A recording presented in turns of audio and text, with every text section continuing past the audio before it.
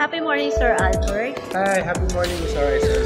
Alright, thank you so much po. At para lamang to sa karagdagan pa po ng mga katanungan ko para dito sa naganap na press conference para sa ating Metals and Engineering Week 2025. And before po yan, congratulations po. Thank you. Alright, sir. Yung tungkol sa MIA, kailangan natin na makisabay sa global. Kung po yung pwede natin maisabay at bakit kailangan natin yun gawin, sir? Doon sa 0.40 industry. If you're referring about the technology, Opo. actually kasi available na lahat ng technologies na yan. More really of adapting. Opo. Si gaano karaming gumagamit sa atin, sinong gumagamit sa atin, anong industriya, anong company. So, mahirap ang bilhin ng isa-isa lang.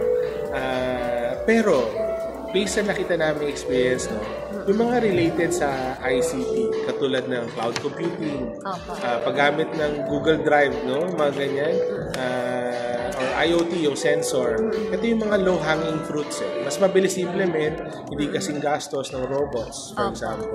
So, pwede unahin yung mga yon. Marami na rin vendors sa Pilipinas, so pwede na unahin yung mga yan. Susunod na yung iba na kailangan na equipment katulad ng robotics. Medyo magastos yan. Pero, kailangan pa. Alright. Sir, kasi ang dami kong tanong eh. Ano lang po, sir. Yung kanina rin kay sa MRSP program, yung kanilang project Buhawi. Ang ganda po nun, ano? So, nakaka-proud naman na may ganun po tayo. Pwede po paki-elaborate lang, sir, kung bakit kailangan natin yung proyekto na yon para sa military at bakit natin ginawa. Yung parang tayo lang yata may ganun. Okay. So, kapag yung mga barko natin na merong mga baril, no, na pinagbabaril ng ibang barko, ng mga barko ng kalaban, currently, may tao dun. Alam mo yung napapanood mo sa pelikula na may hawak ng machine gun na gumaganyan yan? Sir. Ganun na ganun yun. Pero, pagka ikaw kasi yung sundalo nun, nakakatakot yan gawin mo. At delikado. Kasi hindi lang balay posibleng tumama sa'yo. Yung mga tinamaan, posibleng matamaan ka din. So, yung mga advanced militaries katulad ng US, yung mga barko nila, hindi na kailangan ng tao para gamitin yung mga machine gun. Machine gun yung nasa ibabaw ng 50 caliber machine gun. So, automated na yun. So, ang ginawa, mabibili actually yung technology na yun. Pero, kung ako nagkakamali, mahal eh. Ilang milyon. 10, 20, maybe even 30 million. Just for the technology to guide. So, ang ginawa ng MIRDC together with MRSP ay i-develop yung technology na to, i-retrofit yung existing natin mga barko para pag pinapaputok yun, pag na-identify na yung target, kung saan ang susunod yung barel. Hindi na kailangan may tao doon na hanapin yan ng gaganon na. It saves the lives of our soldiers. Bilang isang ang kultura kasi natin is napaka-humanitarian po natin, di ba po? So, at may na-develop pa, no, na pangkaragatan din. Tama ba? Medyo so, yung Buhawi pang lang. Navy yun. Pang Navy yun. Merong version niya na pang land, para naman sa tangke. Ang tawag naman Cobra. Masalo kayo yung ginagawa para saan yun inihanda, sir? Ganun din. Parang protection lang, ano? Oo, kasi ano yan eh. Imagine mo meron kang barko, meron kang tangke, susugod ka sa laban. Opo. Tapos tinamaan yung nagpapapatok ng baril. Anong silbi ngayon ng barko at saka ng tangke? Tama. Diba? May driver pero walang may hawak ng machine gun. So, kung automated yun. Diba? So, yun din. Makakatipid ka rin ng tao in a way na kasi kailangan mo ng isang tao dedicated para lang. Hindi lang isa kasi kailangan may relievo yun. No? Kung extra tao na yun, sundalo na yun, gamitin mo sa ibang bagay. Intelligence gathering, for example. For processing the information. Mas effective siya. Kasi tagahawak ng, alam mo yun, it's very dangerous and not worth Kaya na, siyempre, mahalaga po yung buhay, ano po? Yeah, exactly. Alright, so good news yun sa ating mga kababayan. Sir, doon na naman tayo sa bakal, sa mga steel natin, ano po? Maganda po yung tinalakay o yung presentation doon sa iron steel natin na kung saan po yung kung magtatanim tayo ng puno nga sabi 200 million trees or doon tayo sa 1.4 ba yun na million na kabahayan. Carbon emission contribution. Yes, and then 1.6 yung sa cars, gasoline. Equivalent, yeah. Opo. So, Ano yun, sir? Paano yun na saan tayo dun? At anong dapat maipagpatuloy natin doon? Yung magtanim ng maraming puno okay. o yung bahay? Kasi syempre pag maraming gumagawa ng steel, di ba po? True. So, gusto ko lang maliwanagan, ma-elaborate para sa kababayan. So, ganito yung condition kasi natin.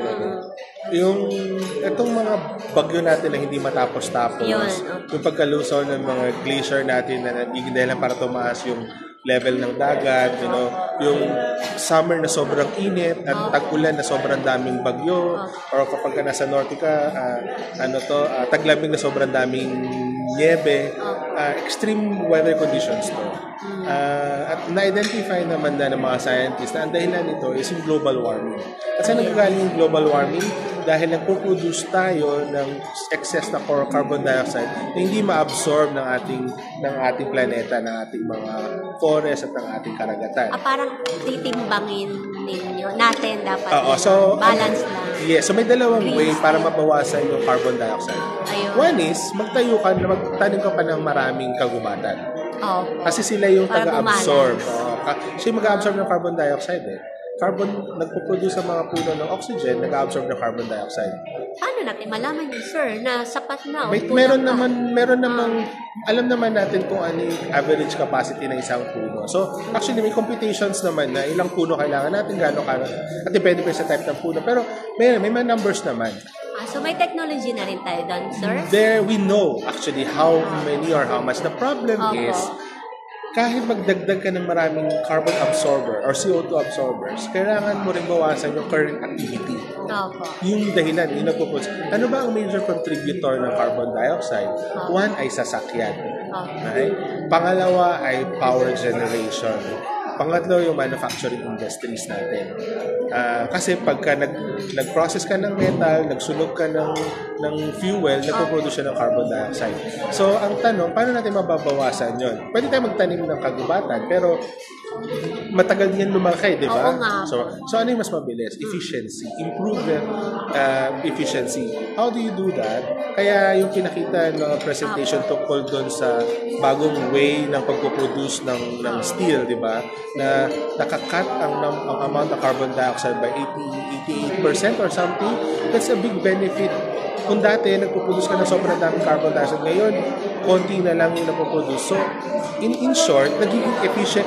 Habang pinararami natin kagubatan, hopefully, bumababa rin yung production natin ng carbon dioxide.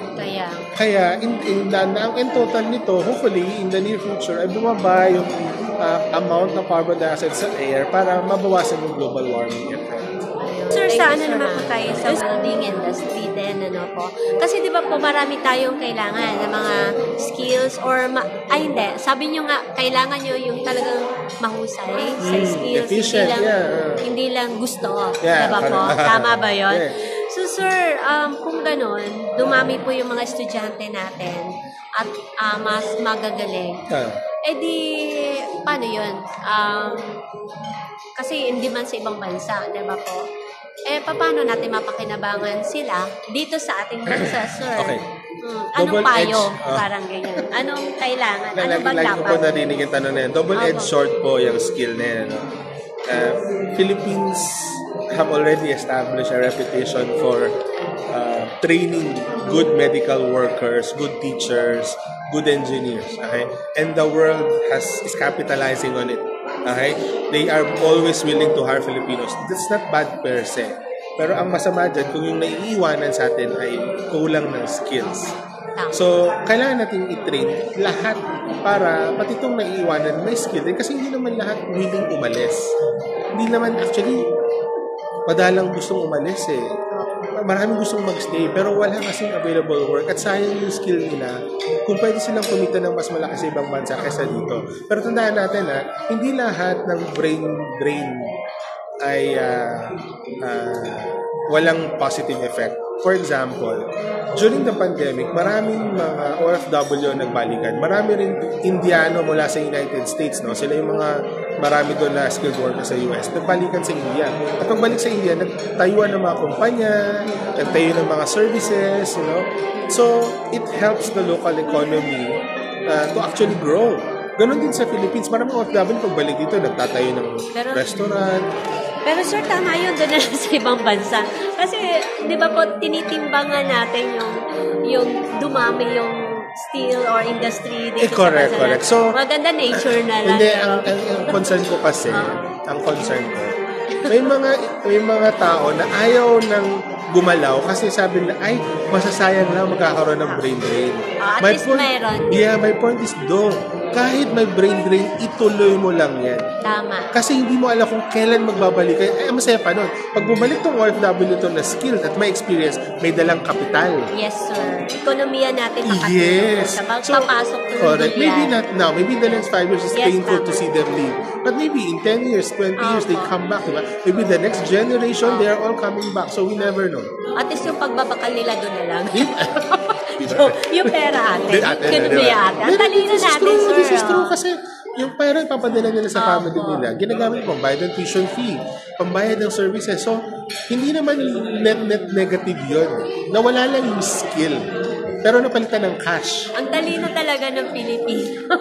ng gobyerno natin. Sir, napaka-wise po natin. Mula doon sa ating robot hanggang sa napaka-wise. Ito na lang, sir. Last na lang tayo sa highlights na kanina nga. Meron ba tayo specific na halaga ng pondo na kailangan natin sa MIRDC? And sino po yung mga partners na po pwede pa? At ano po yung kailangan pa na susunod na programa na mahalaga? Naku, Diyos ko. Specific malalim yung mga tanong mo, no? Kailangan pondo. Kasi pondo, sir. Ang ganda naman. Okay, pondo. Walang limitasyon yan. Okay? Kung may mababayad dyan ng mga senators at congressman na willing dagdagan yung budget ng DOST, please, I really implore them, put more money. Hindi masasayang yung pera ninyo sa DOST. That one, I can almost assure that. That's the first thing. Ang private sector pwede, sir? Yes. Now, the private sector plays a critical role here. Kasi, ang gusto natin mangyari, yung technology na dinevelop ng DOST, ng mga university natin, ay adapt ng private technology at simulan nilang gawin nilang bahagi ng business nila. Actually, ganun yung nangyayari sa ibang bansa. Diba? Google, if you think about it, is actually a couple of estudyante na nagsimula sa university. Tapos, nung na-realize sa private sector na, maganda potential business yun tinambakan ng pera. Ngayon, ang laki-laki ni Google. Diba? So, kaya ako sinasabi rin, one of the important things to sustainability in terms of R&D and innovation is the role played by the private sector. Not only because they have money, but because at the end of the day, they are the ones who's going to make it a mass product. Without them, parang black hole yung ginagawa natin na R&D tayo ng R&D, invento ng invento, itatago mo na lang sa Leverett Museum, di yun gano'n, di ba? Nabanggit nga po yan ng former Secretary Renato, former Secretary Fortunato de la Peña. Sandamakmak ang R&D. Hindi pwedeng gano'n. Kailangan laging, pag inimbento mo to, kasi may problema ang industriya, ang lipunan na pwedeng gumamit ito. Pagka-imbento, ipasa sa kanila, gamitin. Hindi pa sapat, ulitin yung R&D. Pagka nag-improve, bago pumasok ang R&D para makatipid, tingnan muna nila kung need. Yes, no, exactly. Ay, ganun na. Ganun na po yung ginagawa ngayon. So ngayon, yung mga R&D proposals, yung mga funding, may tinatawag na silang part na in-implement ng DOST, with T-shirt, for example, this I'm aware of. They do training of the researcher sa parang customer discovery. Tinatanong sila, ano ba kailangan ninyo? Mamap. Yes, ginagawa na po yun ngayon ng ating R&D community. And hopefully magtuloy-tuloy. And hopefully lahat ng university gawing practice yun.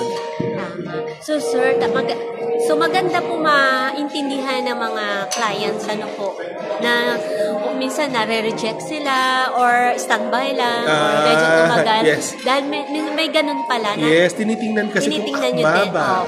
Timing ba? Tama ba yung timing? Pinapaliwanag nyo rin po ba yun? Yeah, kasi pagka maraming level ng review pag nire-reject ang kliyente. Halimbawa, mangingi ka ng loan kasi bibili ka ng ganitong technology. Hindi dapat sila magtampo.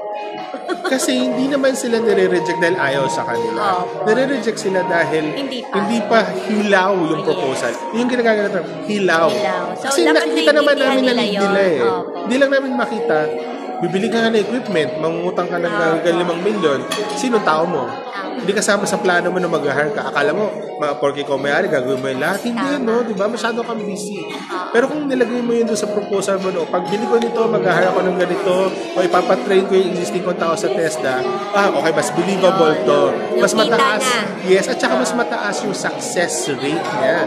Sabi nga namin, we reject you not because we don't like your proposal, but because we want you to succeed. If we give you the money now and you fail, you waste the government's resources, then you're going to waste your time and it will burn you. And feeling mo, hindi na worth it mag-innovate pa. Tama. So, dapat ganun. Sir, bilang panghuli po, mensahe natin sa Metals Engineering Week 2025. Ayun po. Sa mga sumusubaybay po at nanonood dito, kung kayo po ay available, pumunta po kayo sa Metals Engineering Week ng DUST MIRDC. Sa June 20 po sa Acacia Hotel ay yun po yung Industry Innovation Forum.